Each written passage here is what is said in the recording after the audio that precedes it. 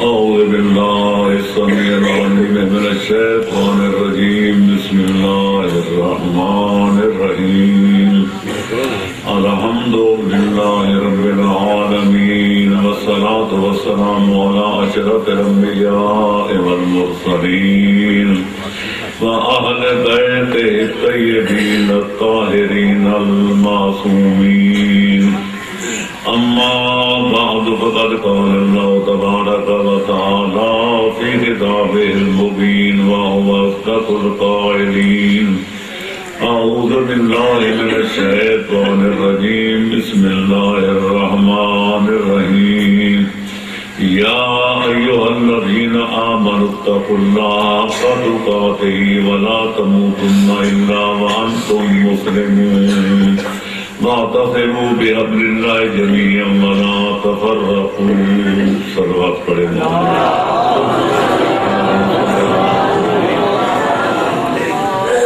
خالق کائنات اس فرمان واجب الاحترام کا ترجمہ اور خلاصہ مطلب یہ ہے کہ تمام جہان کے اہل ایمان کو خطاب کر کے خالق رحمان تین حکم دے رہا ہے اور ایک برے کام سے روک رہا ہے۔ اور یہ آپ جانتے ہیں کہ اللہ علیم بھی ہے اور حکیم بھی ہے۔ علیم اتنا کہ اس کے علم سے کائنات کا کوئی ذرہ باہر نہیں ہے، کیونکہ ہر شے کا جب خالق بھی آپ ہے، مالک بھی آپ ہے، خالق بھی آپ ہے تو پھر جانتا بھی ہے۔ اور حکیم بمعنی دانا، اتنا بڑا حکیم ہے، اتنا بڑا دانا و بینا ہے، اس کا کوئی قول، اس کا کوئی فعل، کوئی بات اس کی حکمت و مصلحت سے خالی نہیں۔ جن چیزوں کو حکم دیتا ہے ان میں بندوں کی بھلائی ہوتی ہے، جن برے کاموں سے روکتے ان میں بندوں کا فساد ہوتا ہے، بندوں کا نقصان ہوتا ہے۔ تو لہذا خالق مہربان اپنے بندوں کو فائدہ پہنچانے کے لیے حکم دیتا ہے کہ یہ کام کرو، اور اپنے بندوں کو نقصان سے بچانے کے لیے روکتا ہے کہ یہ کام نہ کرو۔ جس طرح حکیم کسی بیمار کو حکم دیتا ہے یہ دوا استعمال کر، اس میں تیری بیماری کا فائدہ ہوگا، اور پھر کہتے ہیں پرہیز کر، فلانی چیز نہ استعمال کرنا ورنہ دوا کا اثر بھی ختم ہوگا۔ تو اللہ فرماتا ہے پہلا حکم یہ ہے کہ اللہ سے اس طرح ڈرو جس طرح ڈرنے کا حق ہے۔ اس پر بھی الحمدللہ پہلی مجلس میں تبصرہ کیا جا چکا کہ اللہ سے ڈرنے کا کیا مطلب ہے، یعنی اللہ مہربان ہے، اللہ رحمان ہے، اللہ منعم ہے، اللہ محسن ہے۔ اس کے احسانات کا تقاضا یہ ہے کہ اس کی نافرمانی سے دامن کو بچایا جائے، اور ایسی کوئی حرکت نہ کی جائے کہ ایسا محسن اعظم ناراض ہو جائے۔ پھر فرماتا ہے اس وقت تک نہ مرو، اس وقت تک موت کی آغوش میں مت جاؤ جب تک پہلے صحیح معنوں میں سچے سچے مسلمان نہ بن جاؤ۔ تیسرا حکم یہ دیتا ہے کہ اللہ کے دین والی رسی کو مضبوطی سے پکڑو، اور کسی حال میں بھی دین کا دامن نہ چھوڑو۔ دنیا کا نقصان ہو جائے تو ہو جائے، دین کا نقصان نہ ہونے دو۔ اور جس برے کام سے روک رہا ہے وہ برا کام یہ ہے کہ آپس میں انتشار نہ پھیلانا، لڑائی جھگڑا نہ کرنا، فتنہ فساد کی آگ نہ بھڑکانا۔ ایسا نہ ہو کہ آگ بھڑکاؤ کہ خود جل جاؤ۔ لہذا اتحاد کا دامن پکڑو اور انتشار سے اپنے آپ کو بچاؤ۔ صلوات پڑھے محمد والے۔ سلسلہ کلام چل رہا تھا کہ صحیح معانوں میں مسلمان بننے کا طریقہ کیا ہے، تو اس لیے یاد کیا تھا اگر مسلمان بننا ہے تو پھر قرآن کو پڑھنا پڑے گا، قرآن کو سمجھنا پڑے گا۔ کیونکہ اسلام سارا قرآن میں لکھا ہوا ہے، اور اگر قرآن کو سمجھنا ہے تو پھر محمد و آل محمد کے دروازے پہ جانا پڑے گا، کیونکہ یہ قرآن پیغمبر اکرم کے قلب مقدس پر اترا تھا۔ جس قدر زمان و مکان کے ظروف میں گنجائش تھی، پیغمبر اکرم نے 13 سال مکے میں اور 10 سال تک مدینہ میں لوگوں کو قرآن پڑھایا، قرآن سمجھایا، مسلمان بننے کا طور و طریقہ سکھایا۔ لیکن ظاہر ہے کہ 23 برس کی مدت میں ساری دنیا نہ عالم علم قرآن بن گئی تھی کہ نہ سارے لوگ مسلمان حقیقی مسلمان بن گئے تھے۔ قرآن گواہ ہے، مسلمان بھی تھے، اہل ایمان بھی تھے، منافقین بھی تھے۔ سورہ منافقون گواہ ہے، اذا جاءک المنافقون قالوا نشهد انک لرسول اللہ واللہ یعلم انک رسولہ واللہ یشہد ان المنافقین لکاذبون۔ لہذا پیغمبر اکرم کے بعد خالق اکبر اعلان فرماتا ہے ثم اورثنا الکتاب الذین اصطفینا من عبادنا۔ پیغمبر اسلام کے بعد ہم نے علم قرآن کا وارث ان ہستیوں کو بنایا ہے کہ جن کو ساری کائنات میں سے ہم نے منتخب کر لیا ہے، چن لیا ہے۔ اس سے پتہ چلتا ہے کہ پیغمبر اکرم کے بعد عوام نہیں بلکہ کوئی مخصوص ہستیاں ہیں جو وارث علم قرآن ہیں، جن کو اللہ نے وراثت قرآن کے لیے منتخب کیا ہے اور ان کے سینوں میں علم قرآن کی امانت رکھ دی ہے، اور وہ دنیا کو للکار للکار کے کہتے ہیں جو چاہو پوچھو، خبر اس کے کہ ہمیں نہ پاؤ، کیونکہ ہم آسمان کے راستوں کو زمین کے راستوں سے بھی زیادہ بہتر جانتے ہیں۔ اب رہ گئی یہ بات کہ وہ ہستیاں کون ہیں۔ عرض کیا تھا یہ ہمارا قیاسی مسئلہ نہیں کہ کوئی کہے فلانا بزرگ مراد ہے تو کوئی کہے فلانا۔ اگر ہمارے خیالات کو دیکھا جائے تو ہر بندہ اپنے رہبروں کا نام لے لے گا، اپنے پیشواؤں کا نام لے گا، جو جس کو مانتا ہے کہے گا بس ہمارا پیر جو ہے وہی وارث قرآن ہے، جو ہمارا رہبر ہے وہ وارث علم قرآن ہے، جو ہمارا پیشوا ہے وہی وارث علم قرآن ہے۔ تو قرآن کے حقیقی مفسر ہیں پیغمبر اسلام، ان سے پوچھنا پڑے گا کہ آپ کے بعد اللہ نے علم قرآن کا وارث کن ہستیوں کو بنایا ہے۔ تو یہاں پہنچنے کے بعد اسلام کے 73 فرقوں کی کتابیں موجود ہیں، سیاستہ بھی موجود ہیں، تو علاوہ بری لاکھوں کتابیں موجود ہیں۔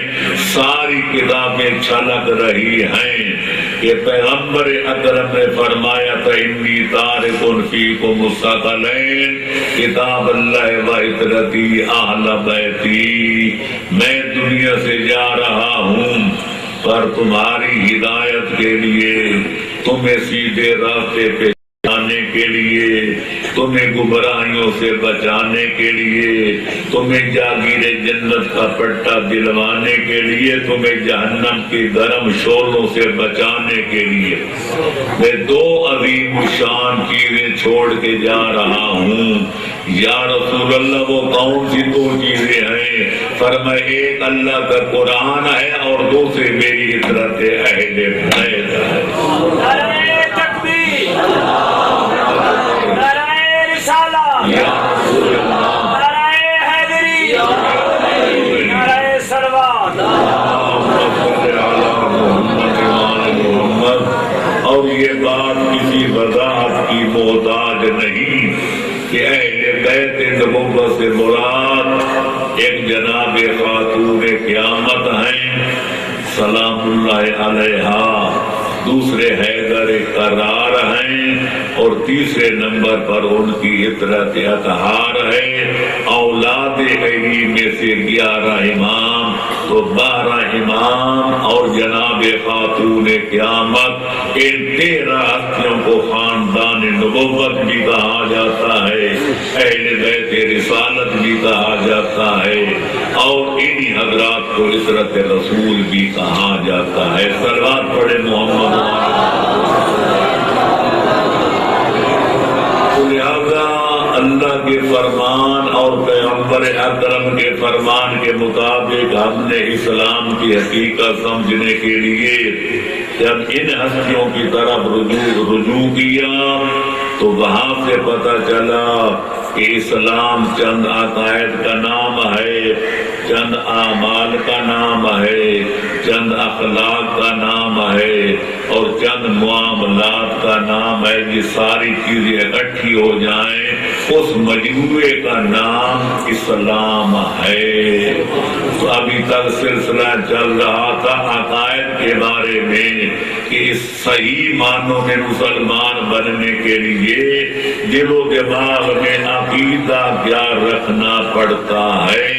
تو اب تک جو عرض کیا وہ عقیدہ توحید بیان ہو چکا، عدل خدا بندی پر گفتگو ہو چکی، اور کل کی مجلس میں پیغمبر اسلام صلی اللہ علیہ وآلہ وسلم کی نبوت و رسالت پر اور ان کی عظمت اور ان کی شان پر بقدر ضرورت گفتگو ہو چکی، ورنہ سفینہ چاہیے اس بحر بے قرار کے لیے تو 3 عقائد بیان ہو گئے۔ آج چوتھے عقیدہ کا بیان کرنا مقصود ہے جس کو عقیدہ خلافت، ولایت، امامت کہا جاتا ہے۔ صلوات پڑھے محمد والے۔ لیکن آگے بڑھنے سے پہلے اتنا عرض کرتا جاؤں، پھر پیغمبر اکرم کو یہ کلمہ پڑھ کے کہ لا الہ الا اللہ محمد الرسول اللہ اقرار کر لینا کافی نہیں جب تک عمل سے اس اقرار کا اظہار نہ کیا جائے۔ ایک آدمی کہتے ہیں محمد الرسول اللہ، میں پیغمبر اسلام کو، عبداللہ اور آمنہ کے لال کو، حسن و حسین کے جد بزرگوار کو، کائنات کے آقا نامدار کو آخری پیغمبر مانتا ہوں، ان کو رسول خدا جانتا ہوں، ان کو معصوم عن الخطا مانتا ہوں۔ یہ سارا کوئی اقرار کرے لیکن پیغمبر کی حکم دے تو یہ ٹال مٹول کر جائے، پیغمبر کسی بات سے روکے تو یہ دامن کو نہ بچائے تو پھر ماننا پڑے کہ اس نے پیغمبر اکرم کا اقرار کیا ہی نہیں۔ اس لیے خالق کائنات نے 2 ٹوک لفظوں میں فرمایا ما آتاکم الرسول فخذوہ وما نہاکم عنہ فانتہوا۔ اگر میرے رسول کا اقرار کرنا ہے، اگر میرے آخری پیغمبر کو پیغمبر خدا ماننا ہے تو پھر ماننے کا مطلب یہ ہے کہ جس چیز کا میرا حبیب حکم دے دے اس پر عمل درآمد کرو، اور جن برے کاموں سے میرا مصطفیٰ تمہیں روک دے اپنے دامن کو بچاؤ۔ یعنی ہر حالت میں پیغمبر اکرم کی اطاعت واجب اور لازم ہے۔ حالت امن ہو تو بھی اطاعت رسول واجب ہے، حالت جنگ ہو تو بھی اتباع رسول واجب ہے، حالت امن ہو یا حالت صلح ہو، بیماری ہو، لاغری ہو، لاچاری ہو یا صحت ہو اور سلامتی ہو، سفر ہو یا حضر ہو، ہر حالت میں پیغمبر اکرم کی اطاعت واجب ہے، اور پیغمبر اکرم کی حکم عدولی کی اسلام میں کوئی گنجائش نہیں ہے۔ صلوات پڑھو محمد اللہ فرماتے تم نماز بھی پڑھ رہے ہو، اگر پیغمبر تمہیں آواز دے تو نماز کی حالت میں کہو لبیک یا رسول اللہ۔ لہذا یہ پیغمبر بلائے تو تم خاموشی کھڑے رہو، کہ پیغمبر بعد میں پوچھے تم نے میری آواز نہیں سنی تھی؟ کہ بندہ کہہ دے میں تو نماز پڑھ رہا تھا، جس کی نماز پڑھنی ہے وہی حکم دیتے ہیں کہ حالت نماز میں بھی اگر پیغمبر بلائے تو فوراً لبیک کہو۔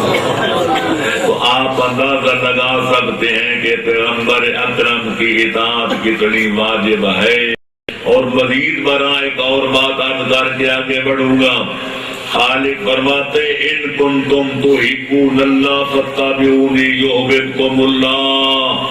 او میرے وہ بندو جو مجھ سے محبت کے دعوے کرتے ہو کہ ہم اللہ سے محبت کرتے ہیں، ہم اپنے معبود سے پیار کرتے ہیں، ہم اپنے خالق اور مالک سے محبت رکھتے ہیں، فرماتے آؤ میں تمہیں معیار بتاؤں کہ میرے ساتھ محبت کرنے کا معیار کیا ہے، میزان کیا ہے، ترازو کیا ہے، ترکڑی کیا ہے۔ فرماتے ان کنتم تحبون اللہ فاتبعونی۔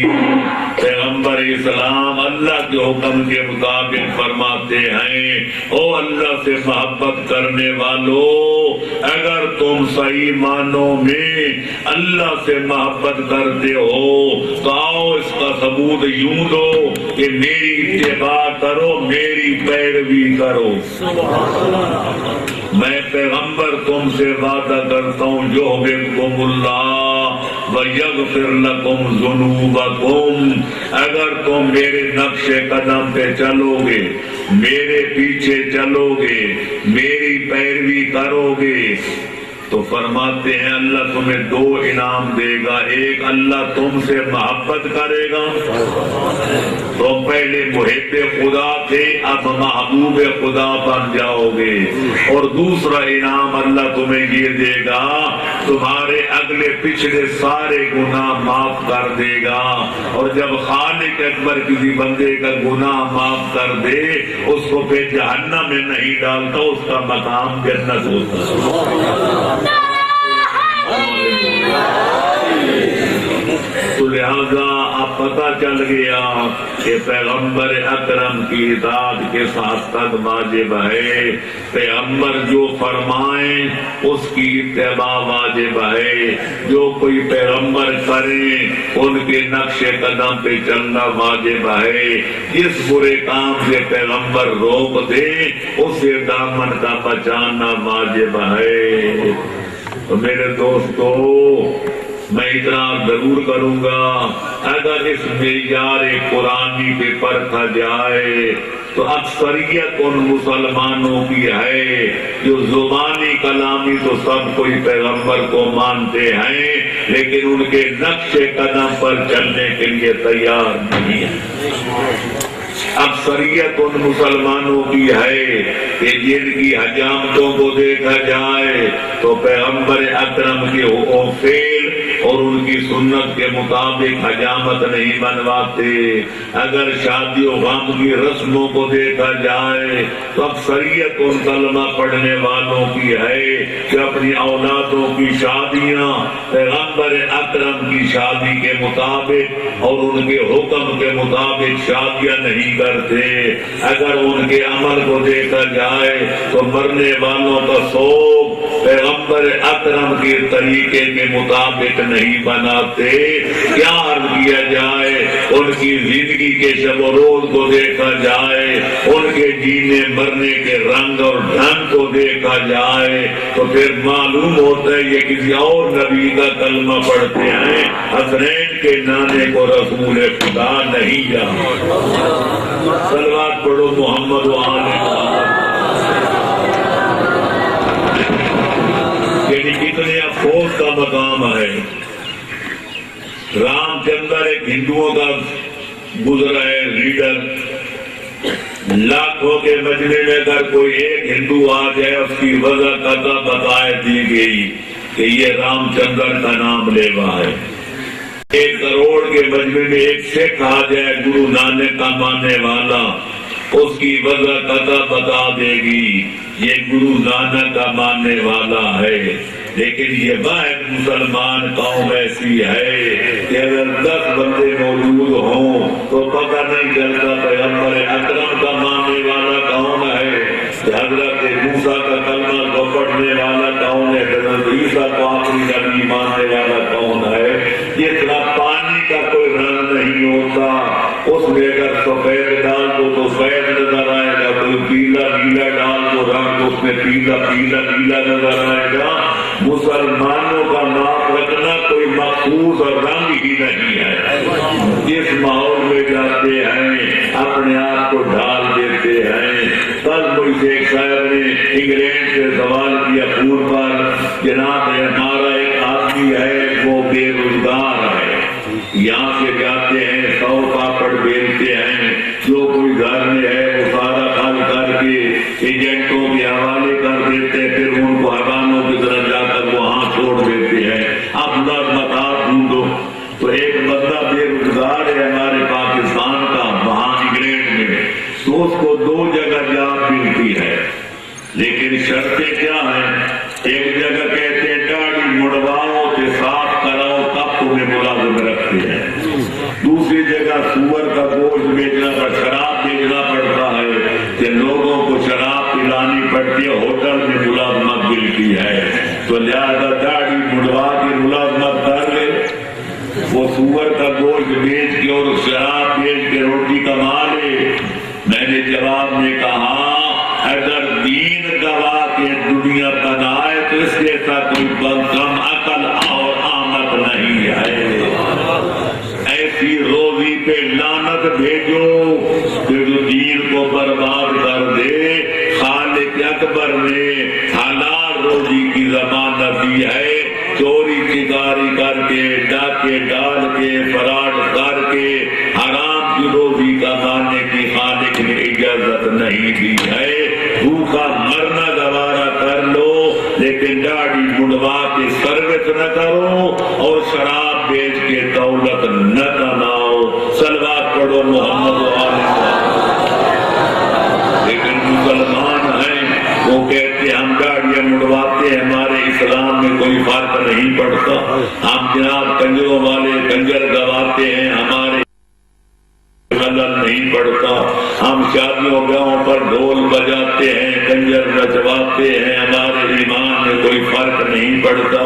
پتری ان کا ایمان کو پتھر کا ہے یا لوہے کا ہے؟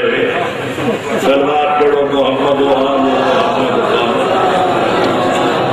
تو پھر بات وہی ہے جس نے ایران کے عالم نے کہا تھا بے وضو نماز نمی شود، پہلے وضو صحیح کیا کرو تب نماز پڑھا کرو، بغیر وضو کے نماز صحیح نہیں ہوتی۔ ایک آدمی کھڑا ہو کہنے لگا چیزیں کوئی ماں بار آ کر دے وہ چود، ہم نے کئی دفعہ بغیر وضو کے پڑھی ہے کہ اچھی بھلی ہو گئی ہے۔ یہی بات ہے، تو ہو جاتی ہے نماز بغیر وضو کے بھی ہو جاتی ہے، بغیر غسل کے روزہ بھی ہو جاتا ہے، بغیر مسائل سمجھے حج بھی ہو جاتی ہے، لوگ حاجی صاحب بھی کہتے ہیں، پرہیزگار بھی کہتے ہیں، نیکوکار بھی کہتے ہیں، عزادار بھی کہتے ہیں، دہلی ولی کا حبدار بھی کہتے ہیں، کہ وہ حبدار شراب خار بھی ہوتا ہے، کہ چور و جار بھی ہوتا ہے۔ صلوات پڑھو محمد و آل محمد۔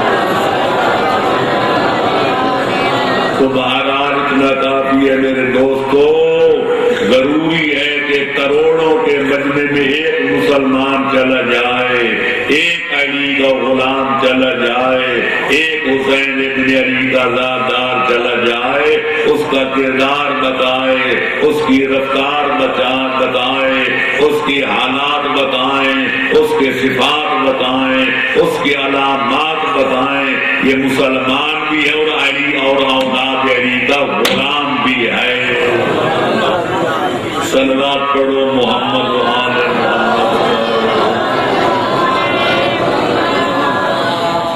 لہذا اب چوتھا عقیدہ اسلامی ہے ولایت آل محمد، امامت آل محمد، خلافت آل محمد، وصایت آل محمد اور ولایت آل محمد۔ सल्लल्लाहु व सल्लम अलैहि अजमईन। अब देखना ये है इसका मतलब क्या है। सलवात पढ़े मोहम्मद वाले। मेरे दोस्तों, मेरे अजीजों, तफसीलात को छोड़ते हुए वरना एक मसला इमामत 1-2 मिनटों में हल नहीं हो सकता। मैं इतना करूंगा, हमारे पास अल्लाह के फज़्ल व करम से आले मोहम्मद का सदका अली और औलाद अली के 12 इमामों की इमामत पर, विलायत पर, विसायत पर, वरासत पर, खिलाफत पर 1-2 नहीं, हजारों अकली दलाइल हैं, हजारों शरई दलाइल हैं, कुरान की 20 आयात हैं, पैगंबर अकरम की सैकड़ों रिवायात हैं, हजारों बुजुर्गान दीन के अक़वाल हैं। लेकिन इस वक्त तो न मैं आयात की तरफ जाऊंगा, न रिवायात पेश करूंगा, न बुजुर्गों के अक़वाल पेश करूंगा। आपको सिर्फ एक अक़ली मत जो है फार्मूला, उसके मुताबिक गुफ्तगू करूंगा।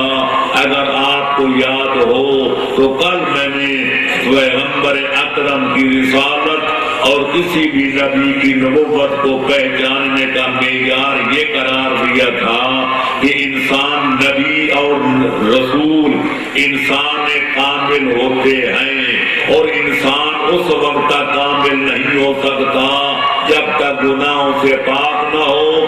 उस वक्त तक वो इंसान कामिल नहीं हो सकता जब तक आलिम इल्म लदुनी न हो। कोई बंदा उस वक्त तक इंसान कामिल नहीं हो सकता जब तक आला खानदान का फर्द न हो। कोई इंसान उस वक्त तक इंसान कामिल नहीं हो सकता जब तक बहादुर और दलेर न हो, और जब तक कोई आदमी जब मुआवजा न रखता हो, अल्लाह की तरफ से सनद न रखता हो, उस वक्त तक अल्लाह का नुमाइंदा नहीं हो सकता। अगर आपको कल वाली बातें याद हैं और आप तशरीफ फरमा थे तो मैं अर्ज करूंगा, पैगंबर अकरम का वारिस वही होगा, उनकी मसनद पर वही बैठेगा, उनके इल्म अमल को वही नशर व इशाद करेगा, उनका कायम मकाम वही होगा, और पैगंबर के बाद कायनात का हादी इमाम वही होगा जो पैगंबर इस्लाम की 5 सिफात का हामिल व मालिक नजर।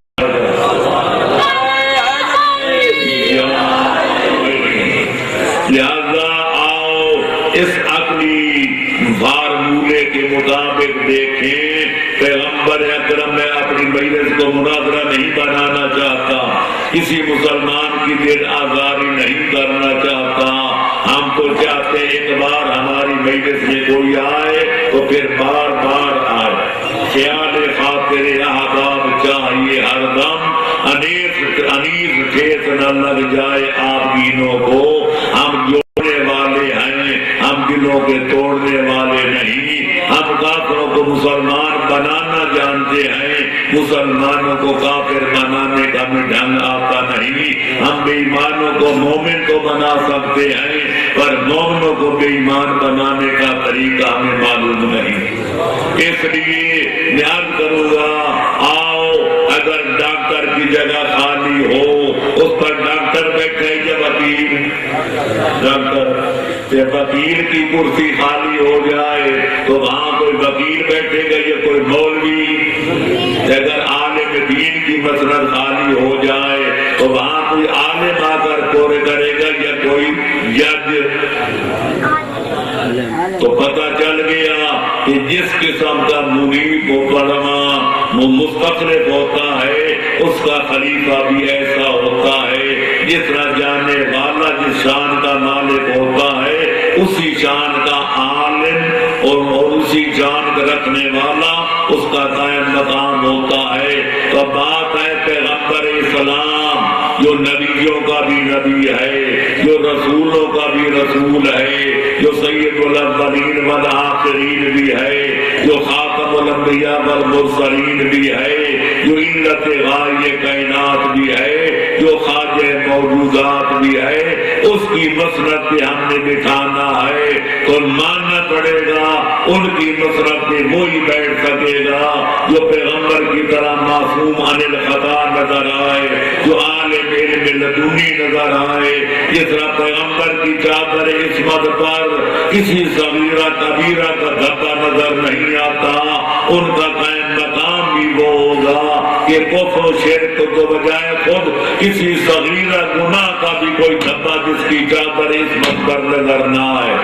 اگر پیغمبر عالم علم لدنی ہیں، وہ اللہ کے مدرسے سے پڑھ کر آئے ہیں، تو دنیا کے سکولوں میں پڑھنے والا ان کی مسرت پہ قدم نہیں رکھ سکتا، ان کی مسرت پر بھی کوئی بیٹھے گا جو عالم علم لدنی نظر آئے۔ اگر پیغمبر اعلیٰ خاندان کے فرد ہیں تو پھر ان کی مسرت کا وارث بھی وہی ہوگا جو خاندان میں ان کا ہمسر نظر آئے۔ اگر پیغمبر دلیر ہیں تو ان کی مسرت پر وہی قدم رکھے گا جو ہر میدان میں اللہ کا شیر نظر آئے۔ اور اگر پیغمبر موجزہ رکھتے ہیں تو پھر کوئی موجز نمائی ان کی مسرت پہ قدم رکھ سکے گا۔ تو لہذا آؤ، جتنے بنی تیم کے خلیفے ہیں، بنی عدی کے خلیفے ہیں، بنی امیہ کے خلیفے ہیں، یا بنی عباس کے خلیفے ہیں، یا سلجوقیوں کے ہیں، یا عثمانیوں کے ہیں، یا جتنے دنیا جن کو خلیفہ مانتی ہے، ادھر ان کے حالات بھی دیکھو، ادھر علی اور اولاد علی کے واقعات بھی دیکھو۔ میں اتنا کروں گا کہ شرط یہ ہے، تعصب کی پٹیاں آنکھوں سے اتار دو، اناد کے دامن چھوڑ دو، اور اپنے بزرگوں کی اندھی تقلید کا پٹا توڑ دو۔ یہ بابا یوں کہتا تھا، دادا مرحوم نے یہ کہتا تھا، فلانا استاد جی یہ کہتے تھے، یا فلانا بزرگ یہ کہتا ہے۔ بزرگوں کی باتیں چھوڑو، اپنے خردوں کی باتیں چھوڑو، استادوں کی باتیں چھوڑو، باپ دادے کی باتیں چھوڑو، اللہ کا قرآن پڑھو، پیغمبر خاتم کا فرمان پڑھو، تاریخ اسلام پڑھو، بزرگان دین کا کلام پڑھو، اور بے لوث نگاہوں سے پڑھو، اور دل و دماغ کے آئینہ کو صاف کر کے پڑھو۔ میں کہتا ہوں جس دن دنیا اپنے باپ دادے کی تقریدوں کو پٹا توڑ کر اور تعصب کی پٹیاں اتار کر اناد کا دامن چھوڑ کر اللہ کا قرآن پڑھے گی، پیغمبر خاتم کا فرمان پڑھے گی، اور تاریخ اسلام پڑھے گی، اور بزرگان دین کا کلام پڑھے گی، کہ انشاءاللہ زمانے کے گزرنے کے ساتھ ساتھ وہ وقت آ جائے گا کہ دنیا کو ماننا پڑ جائے گا اس معیار پر۔ اگر کوئی پورا اترتا ہے تو یہ حیدر قرار نظر آتے جو ان کی اطلاعات اطہار نظر آتی ہے۔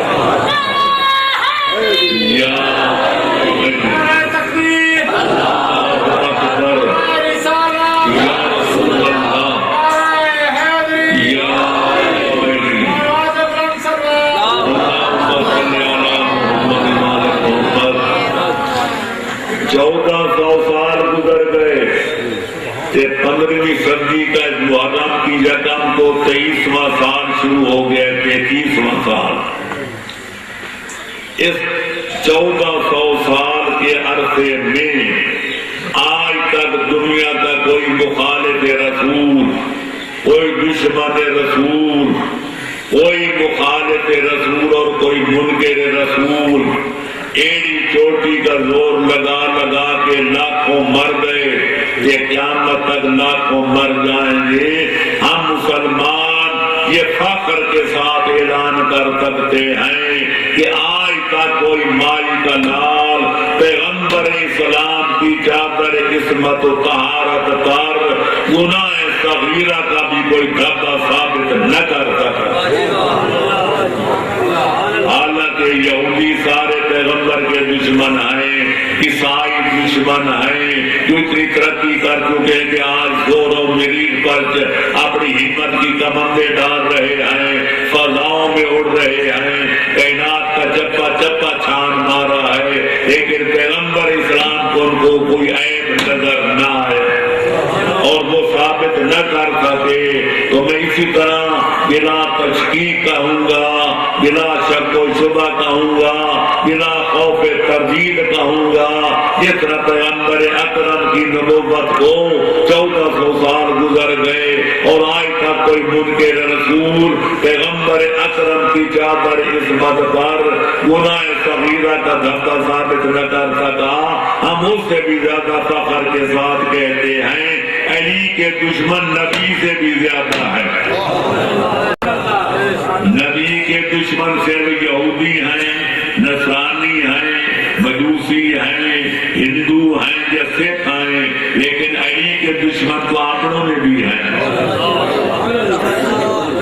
اور وہ لاکھوں نہیں کروڑوں کی تعداد میں ہیں، لیکن آج ہم سر افتخار بلند کر کے کائنات کی آنکھوں میں آنکھیں ڈال کے یہ اعلان کر سکتے ہیں اور کرتے رہتے ہیں کہ 1400 سال کی طویل و عریض مدت میں لوگ ایڑیوں چوٹیوں کا زور لگا لگا کر اپنے خزانے لٹوا کر اپنے جلادوں کی تلواریں خود کرا کر ساری دنیا سے آ کے غلط کی طرح مٹ گئے، لیکن علی ولی کا کردار اتنا روشن تھا، اتنا روشن ہے، اتنا اجلا تھا، اتنا اجلا ہے کہ دنیا کی ساری کوششیں ناکام ہو گئی اور علی کی سیرت پر، علی کے کردار پر دنیا کا کسی چھوٹے گناہ کا گمان بھی ثابت نہ کر سکتا۔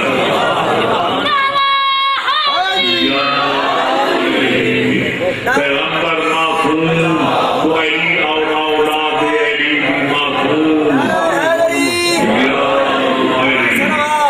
اللہم صلی علی محمد وآل محمد۔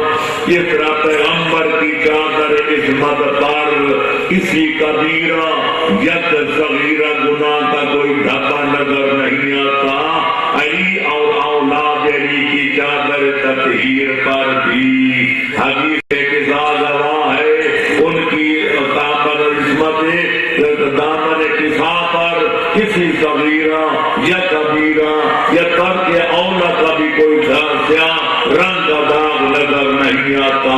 جس طرح پیغمبر کا کردار روشن ہے اور آفتاب سے بھی زیادہ روشن ہے، علی کا کردار بھی چودھری کے چاند سے بھی زیادہ روشن نظر آتا۔ تو لہذا النبی معصوم تو علی معصوم۔ اب نبی نے دنیا کے تمام مسلمان گواہ ہیں، ایک دن کسی سکول میں نہیں گئے، کبھی کوئی کاپی اور جو ہے سلیٹ لے کر کسی استاد کے سامنے نہیں بیٹھے، کسی انسان کے حرف نہیں پڑھا، لیکن وہ قرآن پیش کیا جو دنیا کی لا ریب کتاب ہے۔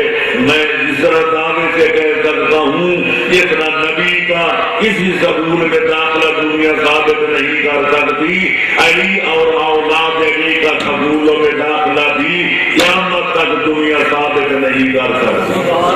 اللہ نے پیغمبر اکرم کو پڑھا کر بھیجا، وَعَلَّمْنَاهُ مِن لَّدُنَّا عِلْمًا کا مزاج بنایا، تو علی اور اولاد علی کے بارے نام بھی اللہ کے مدرسہ علم لدنی کے فارغ تعطیل ہیں۔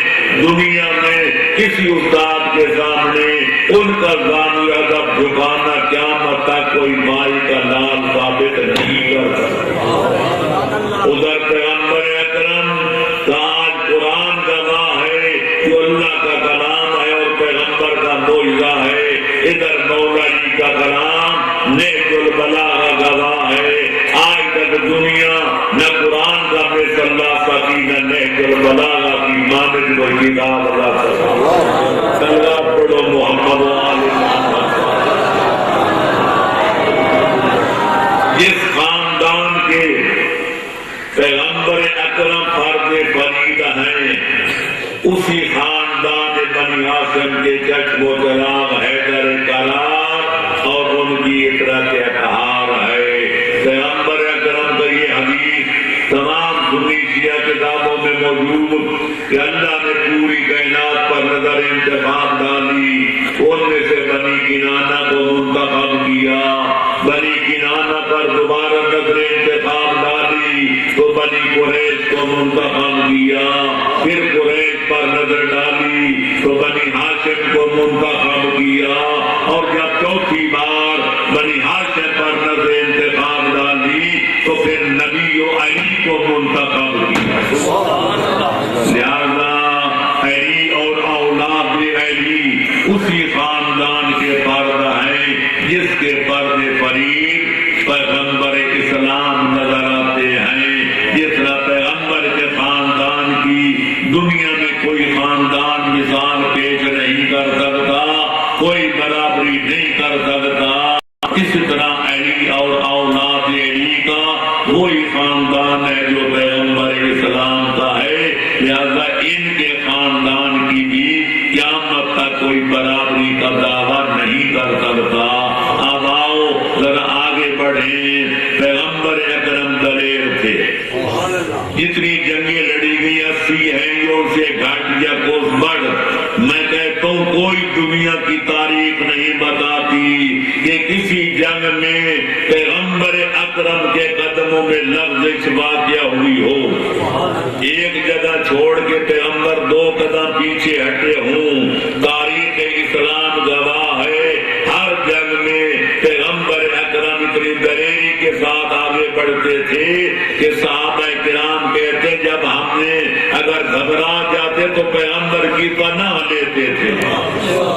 لہذا اس طرح پورے جنگوں میں غزوات اسلامیہ میں پیغمبر اکرم کے پائے ثبات میں کوئی دشمن لفظ ثابت نہیں کر سکتا۔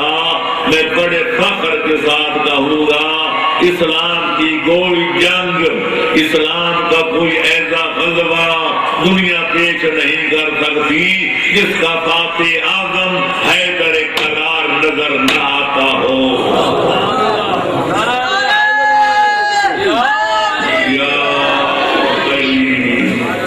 دنیا بہادری کے کارنامے دکھاتی ہے تو دوست تعریفیں کرتے ہیں۔ بعض اوقات ایسا بھی ہوتا ہے ایک بندے کے بہادری کارنامے اتنے بڑھ جاتے ہیں کہ دشمن بھی دبے لفظوں میں اقرار کرنے پر مجبور ہو جاتے ہیں۔ لیکن پوری تاریخ انبیاء و مرسلین میں، تاریخ انسانیت میں کوئی مثال ایسی نظر نہیں آئے گی کہ کسی انسان نے فرش زمین پہ رہ کر شجاعت کے وہ انمول موتی بکھیرے ہوں کہ آسمان کے قدسی، آسمان کے فرشتے آسمان کی بلندیاں چھوڑ کر فرش زمین پہ آ کر تسبیحوں کا سلسلہ چھوڑ کر تقدیس کا سلسلہ توڑ کر جنہوں نے اس بہادر کی بہادری کے ترانے پڑے ہوں، سوائے حیدر کرار کے دنیا کوئی دوسری مثال پیش نہیں کر سکتی کہ جبریل نے کہا ہو کہ لا فتح الا علی، لا سیف الا ذوالفقار۔ اگر بہادر ہے تو حیدر کرار ہے، کوئی تلوار ہے تو صرف ذوالفقار ہے۔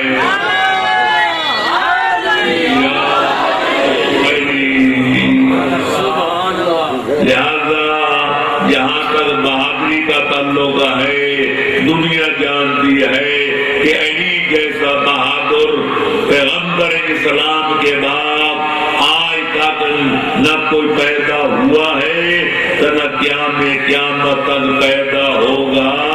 آج بھی فضائے بسیط میں فرشتوں کے ترانے گونج رہے ہیں کہ اللہ کی تسبیح کا سلسلہ چھوڑ کر، آسمان کی بلندیاں چھوڑ کر ابھی فرش زمین پہ قدم نہیں رکھا تھا کہ جنگ احد میں جب دیکھا ہزاروں دشمن ٹانگے سر پر رکھ کر دوڑ رہے تھے، حسنین کا بابا مرغیوں غائروں کی طرح ان کو کاٹ رہا تھا، آسمان کے فرشتے ترانے بکھیر رہے تھے کہ یا علی آپ نے بہادری کی وہ شجاعت کی داستان لکھی ہے کہ ہم فرشتے ہو کر اقرار کرتے ہیں اگر کوئی کائنات میں بہادر ہے تو ہے صرف حیدر کرار ہے، اگر کوئی تلوار ہے تو صرف ذوالفقار ہے۔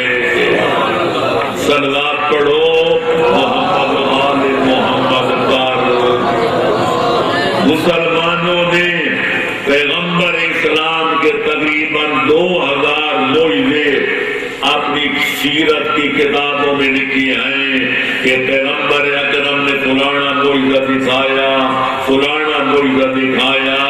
میں عرض کروں گا یہ دن دنیا کا سب کی پٹیاں اتار کر حیدر کرار کے حالات کا مطالعہ کرے گی تو ان کو بھی ماننا پڑے گا کہ حیدر کرار کے معجزے بھی 2000 سے کم تر نظر نہیں آتے، ہو سکتے سے کوئی زیادہ نظر آ جائے۔ تو لہذا جب علی کا کوئی ہمسر نظر نہیں آتا، علی کا کوئی ثانی نظر نہیں آتا، علی کا ہم پایا کوئی نظر نہیں آتا، علی کا ہم پلہ نظر نہیں آتا، علی جیسا کوئی اور علی نظر نہیں آتا، تو مجھے دنیا اتنا تو بتائے اس علی میں کیا کمزوری تھی، اس کو گھر میں کیوں بٹھا دیا گیا کہ غلامی کے دعوے داروں کو مسند رسول پہ کیوں چڑھا دیا؟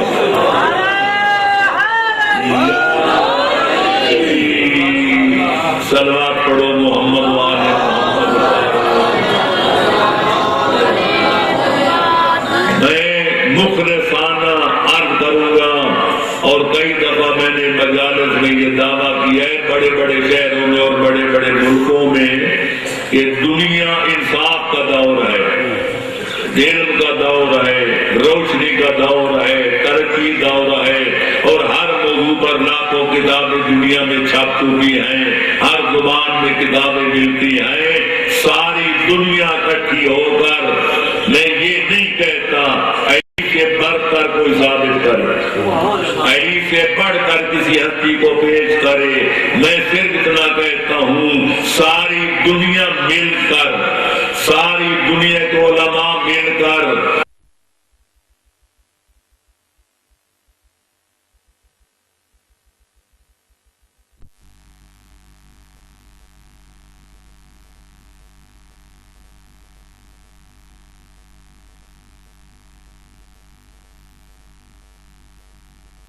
ساری دنیا کے علماء مل کر، فضلاء مل کر، محققین مل کر، مدققین مل کر، مصنفین مل کر، مورخین مل کر، مفسرین مل کر، محدثین مل کر ذات و صفات میں علی جیسا کوئی بندہ ثابت کر دے، دنیا جو منوانا چاہے گی میں خود بھی مان جاؤں گا اور اپنی قوم و ملت سے بھی منوا کے رہوں گا۔ میرے الفاظ ٹیپ ہو رہے ہیں، یہ نہیں کہ الفاظ یہاں گونجیں گے چند آدمی سنیں گے کہ پھر عوام میں تعلیل ہو جائیں گے۔ میں اپنے الفاظ کا ضامن ہوں کہ دنیا ثابت کر دے علی جیسا کوئی اور بھی دنیا میں ہے، جو منوائیں گے میں خود بھی مان جاؤں گا اور ملت جعفریہ سے بھی منواؤں گا۔ لیکن اگر ساری دنیا ایڑی چوٹی کا زور لگا لگا کے یہ تسلیم کرنے پر مجبور ہو جائے علی کا کوئی ثانی نہیں ہے کوئی اور، اتنا چھوڑ دو، بزرگوں کی عید کا پٹا توڑ دو اور مان جاؤ جب علی جیسا کوئی نہیں ہے تو پیغمبر کے بعد علی کے سوا کوئی وسیع مصطفیٰ بھی نہیں ہے۔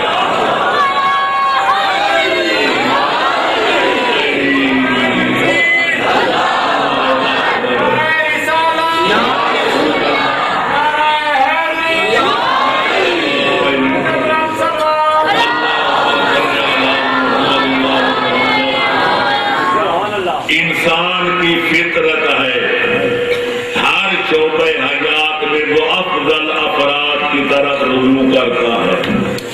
مقدمہ لڑنا ہو تو پہلے 100 دفعہ تحقیق کرے گا سب سے زیادہ ٹاپ کا وکیل کون سا ہے، یہ کرتا ہی ہے۔ علاج کرنا ہو تو پوری تحقیق کرے گا کہ سب سے علاقے میں ٹاپ کا معالج اور ڈاکٹر کون ہے۔ مسئلہ پوچھنا ہو تو للو بنجو سے نہیں پوچھے گا، پہلے تحقیق کرے گا سب سے بڑا مرد تقریر کون ہے۔ تو جب یہ فطرت کا تقاضا ہے، مکان بنوانا ہو تو اعلی کارگر ڈھونڈتا ہے، مقدمہ لڑنا ہو تو اعلیٰ قسم کا وکیل طبیب تلاش کرتا ہے، علاج کرانو جسم و جان کی بات ہو تو اعلیٰ ڈاکٹر کے خدمات حاصل کرتا ہے، دین کا مسئلہ پوچھنا ہو تو پھر سب سے بڑے عالم کی طرف رجوع کرتا ہے۔ کیا وجہ ہے؟ وہ خلافت کے مسئلے میں فطرت کہاں جا کر کھو جاتی ہے۔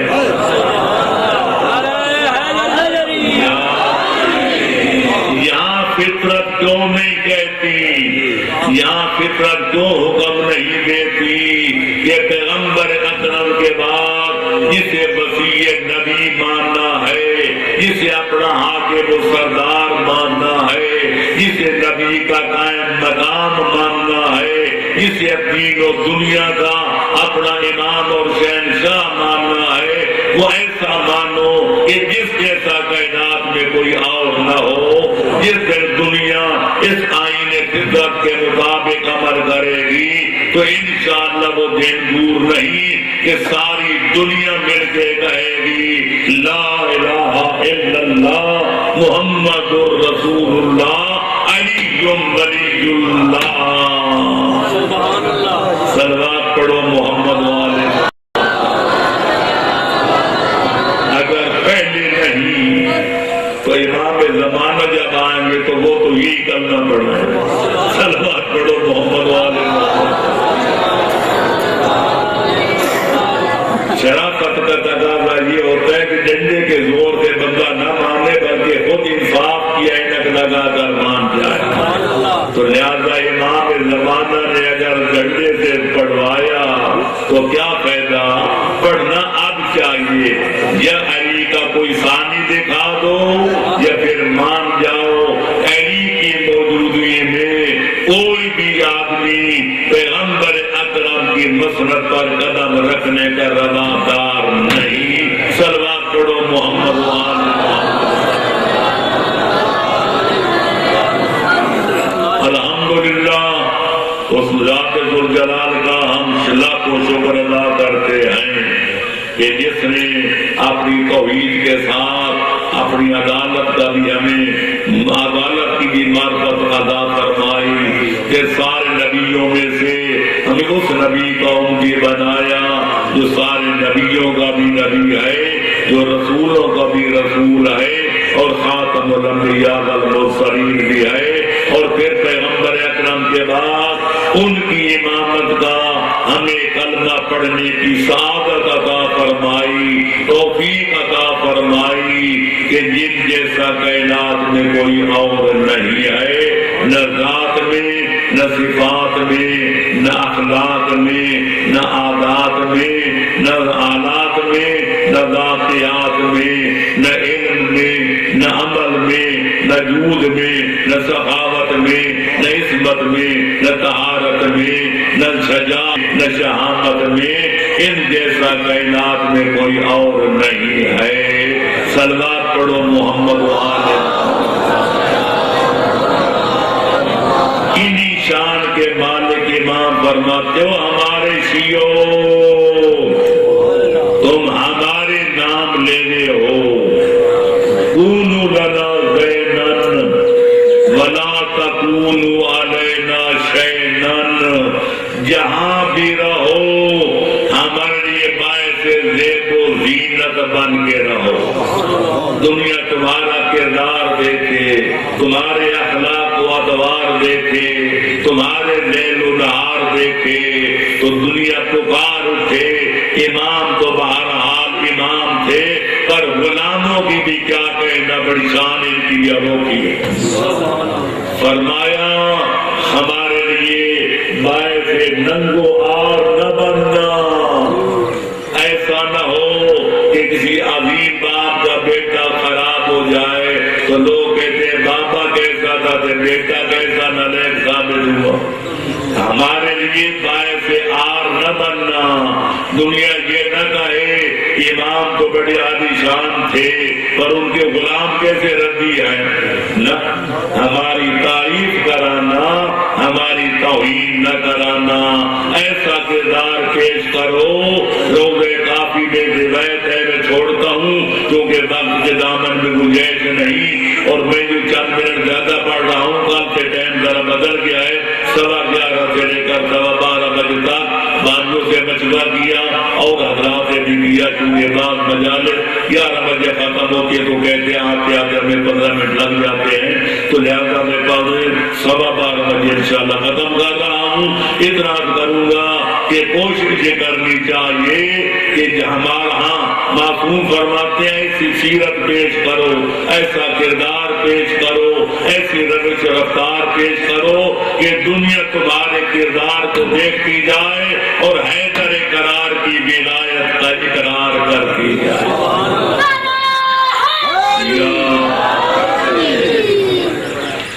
لیکن افسوس ما سرل عبر کما کل اعتبار، عبرتیں تو بہت ہیں پر عبرت حاصل کرنے والے ہر دور میں تھوڑے رہے ہیں اور تھوڑے ہیں اور تھوڑے رہیں گے۔ اگر دنیا عبرت حاصل کرتی، اگر اہل قدر کی قدر کرتی تو کیا بطول کے ساتھ وہ سلوک ہوتا جس کا میں نے پرسوں ذکر کیا تھا؟ حیدر قرار کے ساتھ وہ رویہ رکھا جاتا جس کا کل میں نے اجمالاً ذکر کیا تھا۔ یہ 75 باغ میں سے تیسری ہستی کا نام ہے حسن مجتبیٰ، بلکہ چوتھی ہستی کا ہوں حسن مجتبیٰ۔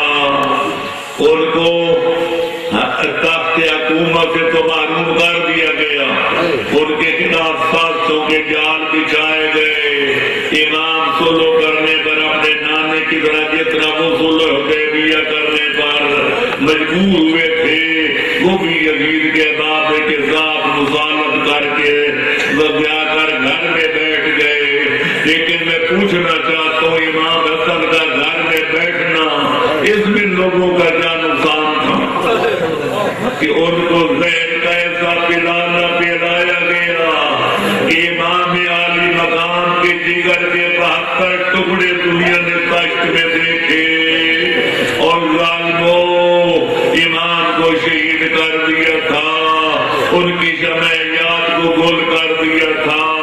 اگر ان کو روضہ رسول میں دفن کر دیا جاتا تو تمہاری حکومتوں پر کیا زد پڑتی، لیکن افسوس سے کہنا پڑتا جب امام حسین اپنے بھائی کا جنازہ لے کر روضہ رسول کی طرف بڑھے تو کچھ لوگ سامنے آ گئے کہ ہم ان کو روضہ رسول میں دفن نہیں ہونے دیں گے۔